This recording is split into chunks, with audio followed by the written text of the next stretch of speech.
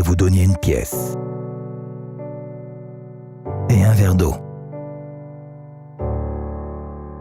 Partageriez-vous votre déjeuner? Peut-être pourriez-vous prendre un café ensemble, discuter de ses soucis.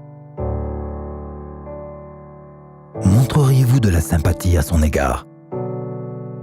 Et pour ça, ou ça,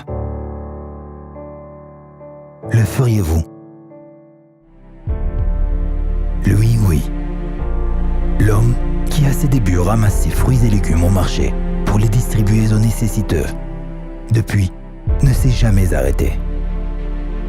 La maison de la rue Don Joseph à Nancy devint grâce au Ravauchère le centre d'une bonté infinie, où l'on pouvait entrer à toute heure du jour ou de la nuit, pousser la porte d'entrée et tout simplement se sentir chez soi, manger un repas chaud, trouver un lit déjà fait et un sourire, l'écoute sans condition du Ravauchère, qui jamais ne posa de questions concernant la fin du séjour.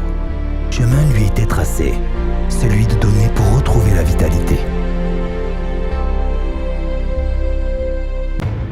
Avec le temps, la petite maison s'est élargie pour devenir une formidable entreprise de tzedaka qui emploie jusqu'à présent des milliers d'élèves du Ravauchère pour répandre sans limite la bonté et l'action pour les autres. Yad Ezra agit et soutient les nécessiteux dans tous les domaines de la vie de tous les jours. De la maison de repos post-accouchement aux crèches pour les petits dont les parents travaillent, en passant par les écoles maternelles, les écoles religieuses pour les plus âgés et des logements à prix réduit pour les familles.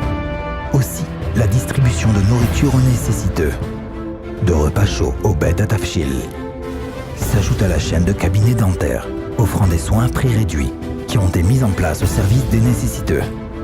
Des salles de fêtes ouvertes au public, tout comme un centre de réhabilitation pour les personnes mentalement atteintes, font eux aussi partie de l'action. La formidable entreprise de la bonté fondée par le Ravauchère offrait et offre aujourd'hui encore à des milliers de personnes le plus beau des cadeaux, la possibilité de faire partie de ceux qui donnent. Nous rejoindriez-vous?